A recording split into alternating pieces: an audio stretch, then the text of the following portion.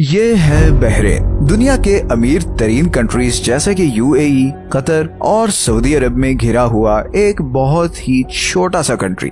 बहुत कम लोग जानते हैं कि बहरेन एक्चुअली में है कहाँ, और उसकी वजह इसका ये छोटा साइज है। ये जो सारा रीजन है इसे पर्शियन गल्फ कहते हैं। पर्शियन गल्फ बहुत ही इम्पोर्टेंट जगह है क्योंकि इस रीजन में मौजूद कंट्रीज के पास पूरी दुनिया के 50% ऑयल और 40% नेचुरल गैस के रिजर्व्स हैं। पूरी दुनिया की 15% एनर्जी सप्लाई इसी पर्शियन गल्फ वाले कंट्री से आती है, और यही वजह है कि सारी दुनिया की सुपर पावर्स का हमेशा से ही इस रीजन में बड़ा इंटरेस्ट रहा है। अब आप सोच रहे होंगे कि जिस कंट्री के पड़ोसी यूएई, कतर, कुवैत और सऊदी अरब जैसे अमीर कंट्रीज हों वो खुद भी बहुत अमीर होगा, मगर ऐसा नहीं है। गो के बहरेन पूरे अरेबियन गल्फ में वो पहला कंट्री था जिसमें ऑयल डिस्कवर हुआ था, लेकिन इसके बावजूद बहरेन आज अपने पड़ोसियों से कुछ पीछे है। लेकिन बहुत जल्द ऐसा कुछ होने जा रहा है जो बहरेन को इस पर्शियन गल्फ का सबसे अमीर कंट्री बना सकता है, या फिर हो सकता है कि बहरेन के हालात मजीद खराब हो जाएं। सच ये है कि इस वीडियो में हम आपको बताएंगे कि बहरेन कतर या यूएई की तरह इतना अमीर क्यों नहीं है, और ऐसा क्या होने जा रहा है जो या तो बहरेन की तकदीर बदल देगा या फिर उसके लिए बहुत सख्त मुश्किलात पैदा कर सकता है।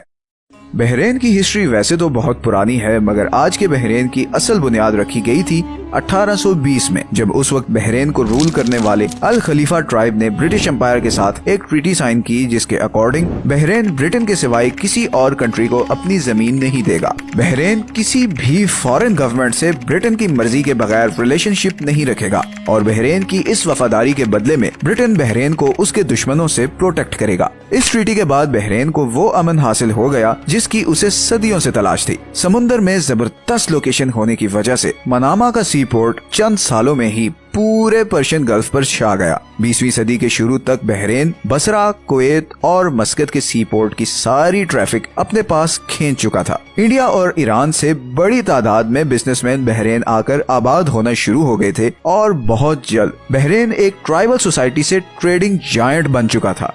जून 1932 में बहरेन में ऑयल के रिजर्व्स डिस्कवर हुए, जिसकी वजह से वो ब्रिटेन की आंख का तारा बन गया, क्योंकि बहरेन पूरे अरेबियन गल्फ में वो पहला कंट्री था जिसमें ऑयल डिस्कवर हुआ था। और फिर 1935 तक Bahrain 25,000 ton oil barrels Japan भेज रहा था। सिर्फ 10 सालों में बहरेन पर्शियन गल्फ में ब्रिटेन का एडमिनिस्ट्रेटिव सेंटर बन चुका था। बहरेन में लाखों डॉलर्स आ रहे थे और हालात आहिस्ता आहिस्ता बदल रहे थे। फिर 1971 में जब ब्रिटेन ने सारे गल्फ कंट्रीज के साथ ट्रीटी खत्म की, तो बाकी अरब कंट्रीज की तरह बहरेन भी एक इंडिपेंडेंट कंट्री बन गया, और आज बहरेन यूएन की एक रिपोर्टिंग के मुताबिक अरब वर्ल्ड की फास्टेस्ट ग्रोइंग इकोनॉमी है। इकोनॉमिक इंडेक्स ऑफ फ्रीडम के अकॉर्डिंग भी बहरेन पूरे मिडिल ईस्ट में वो अकेला कंट्री है जहाँ पर बिजनेसेस पर सबसे कम रिस्ट्रिक्शंस हैं। बहरेन मिडिल ईस्ट के उन चंद कंट्रीज में शामिल है जिसने कफाला या कफील सिस्टम को बैन किया। जैसे सऊदी अरब और दूसरे कई गल्फ कंट्रीज में आप कफील के बगैर कुछ नहीं कर सकते, बहरेन में आपको किसी कफील की जरूरत नहीं है। और सिर्फ यही नहीं, बल्कि बहरेन को पूरे गल्फ में सबसे ज्यादा इंग्लिश फ्रेंडली नेशन भी कहा जाता है।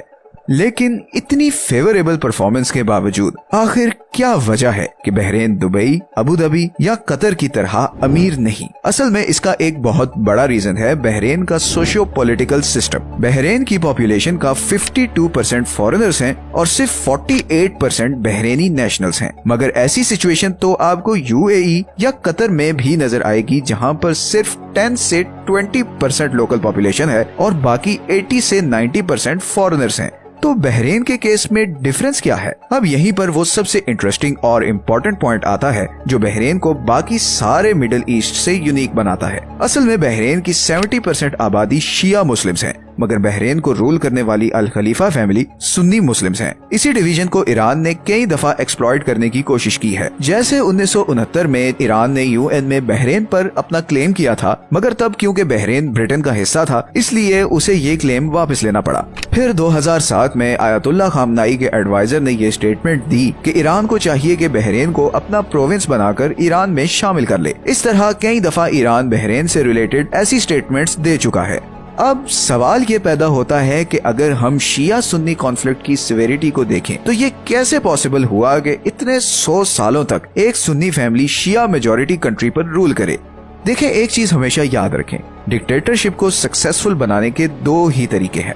एक तो ये कि आप जोर जबरदस्ती करके लोगों से अपनी बात मनवाएं और उन्हें दबा कर रखें, मगर उसमें रेवोल्यूशन और अपराइजिंग का खतरा होता है, जैसे कि लीबिया की एग्जांपल हमारे सामने है। दूसरा तरीका वो है जो गल्फ कंट्रीज फॉलो करते आए हैं, और वो है कि अपनी आवाम को खूब पैसा दो, उनकी जरूरियात पूरी करो और उन्हें इकोनॉमिकली खुश रखो। ऊपर पावर में कौन है, उन्हें इसकी कोई फिक्र नहीं होगी। अब बहरीन के सुन्नी रूलर्स ने ये दोनों तरीके यूज किए हैं। बहरीन की गवर्नमेंट अपने लोगों का बहुत ख्याल रखती है। अपने लोगों से मेरा मतलब है बहरीनी नेशनल्स। अगर आप बहरीनी नेशनल हैं तो आपको बहुत आराम से गवर्नमेंट जॉब मिल जाएगी। सुपरमार्केट से लेकर गाड़ी के पेट्रोल तक हर चीज सब्सिडाइज्ड है। अगर आप प्राइवेट जॉब करना चाहते हैं तो आपके लिए सेपरेट कोटा है। बहरीन में हर व्हाइट कॉलर इंडस्ट्री में लोकल्स का कोटा है। सो फॉर एग्जांपल, किसी भी बैंक की 50% वर्कफोर्स बहरीनी जरूर होनी चाहिए। किसी भी कंपनी की मैनेजरियल पोजीशन पे एक फिक्स्ड परसेंटेज ऑफ बहरीनी लाजमी होने चाहिए और उनकी सैलरी एक खास स्लैब से नीचे नहीं हो सकती। दूसरी तरफ, अगर आप गवर्नमेंट के अगेंस्ट कोई भी क्रिटिसिज्म या प्रोटेस्ट करते हैं तो आपको टेररिस्ट समझा जाता है। इसकी पनिशमेंट इतनी सख्त है कि या तो आप जेल जाओगे या आपको डेथ पेनल्टी मिलेगी, या फिर आपकी नेशनैलिटी कैंसिल करके बहरीन से डिपोर्ट कर दिया जाएगा। और ये कोई हवाई बातें नहीं, बल्कि ऐसा हो भी चुका है। 2012 के बाद से अब तक गवर्नमेंट के खिलाफ लोगों को उकसाने पर 700 बहरीनी नेशनल्स की नेशनैलिटी कैंसिल कर दी गई है। असल में 2021 में जब अरब स्प्रिंग शुरू हुई तो बहरीन की शिया पॉपुलेशन भी डेमोक्रेसी डिमांड करते हुए सड़कों पर आ गई और हालात ठीक ठाक खराब हो गए। लेकिन फिर यूएई और सऊदी अरब ने अपनी फोर्सेस बहरीन भेजी और इस सारी मूवमेंट को फुल पावर से क्रश कर दिया गया। इस मूवमेंट में शामिल लोगों को जेल भेजा गया, कई लोगों की बहरीनी नेशनैलिटी वापस ले ली गई और कुछ लोगों को डेथ पेनल्टी दे दी गई। आज की डेट में बहरीन में हर 500 में से एक आदमी पॉलिटिकल प्रिजनर है और इनमें से मेजॉरिटी शिया मुस्लिम्स हैं। इस सब एक्शन के बाद शिया मुस्लिम्स के अंदर रूलिंग फैमिली के अगेंस्ट बहुत सख्त नफरत पैदा हो गई। लेकिन दूसरी तरफ इन प्रोटेस्ट का नतीजा देखकर बहुत सारे लोग खामोश होना शुरू हो गए, क्योंकि इन प्रोटेस्ट्स की कॉस्ट बहुत बड़ी थी। बहरीनी सिटीजनशिप से हाथ धोने का मतलब है कि आपका पासपोर्ट, आपका ड्राइविंग लाइसेंस, आपका घर, आपकी गाड़ी, हर चीज वापस हो जाएगी और आप बहरीन छोड़ते हो तो दोबारा वापस इस कंट्री में एंटर नहीं हो सकते। इसीलिए ये मूवमेंट आहिस्ता आहिस्ता दब तो गई, मगर इसका नुकसान ये हुआ कि बहरीनी सोसाइटी एक पोलराइज्ड सोसाइटी बन चुकी है। ये एक ऐसा लावा है जो किसी भी वक्त फट सकता है।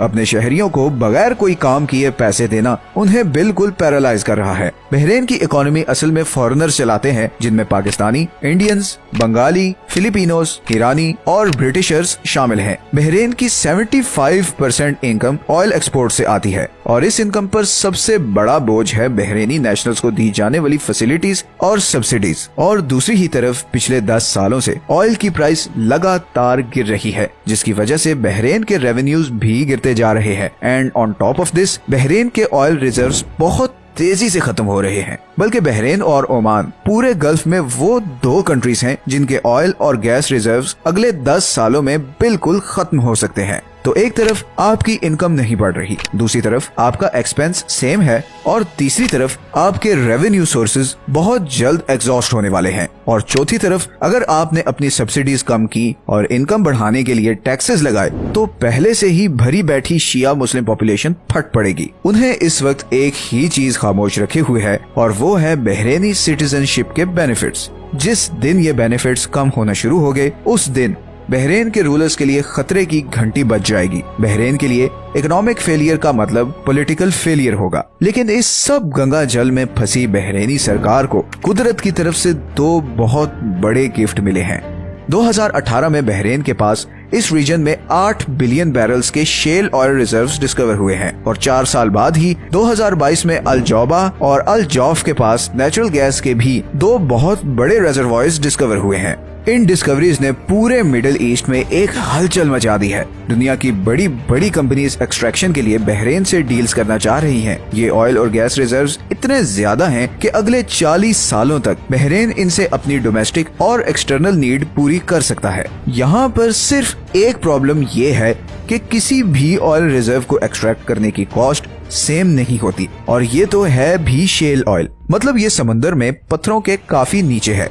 इस चार्ट में आप देख सकते हैं कि डिफरेंट तरह के ऑयल को एक्सट्रैक्ट करने की डिफरेंट कॉस्ट होती है। शेल ऑयल को एक्सट्रैक्ट करना नॉर्मल ऑयल से काफी ज्यादा एक्सपेंसिव होता है और अगर बहरेन को इस एक्सट्रैक्शन को प्रॉफिटेबल बनाना है तो उसे ये उम्मीद रखनी होगी कि ग्लोबल मार्केट में ऑयल बैरल की प्राइस हर सूरत $60 से ऊपर रहे। दूसरा, इन रिजर्व्स को फुली एक्सट्रैक्ट करते हुए भी कुछ साल लग जाएंगे और उस सारे अरसे में बहरेन को चाहिए कि अपनी इकोनॉमी डाइवर्सिफाई करे, सिर्फ ऑयल पे डिपेंडेंट होकर ना रहे। इनकम टैक्सेस इंट्रोड्यूस करवाए जाएं और लोगों को ये आजादी दी जाए कि वो गवर्नमेंट पर क्रिटिसाइज कर सकें ताकि उनमें फ्रस्ट्रेशन बिल्ड ना हो।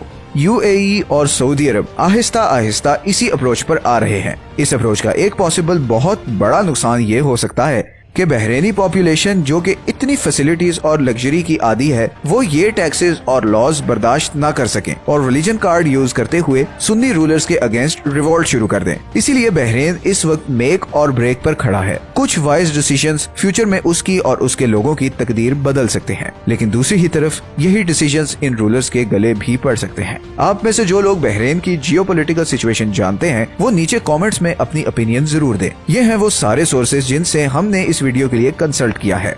अगर आपको ये वीडियो अच्छी लगी है तो उसे लाइक और चैनल को सब्सक्राइब जरूर कर दें। मिलते हैं नेक्स्ट वीडियो में। अल्लाह हाफिज।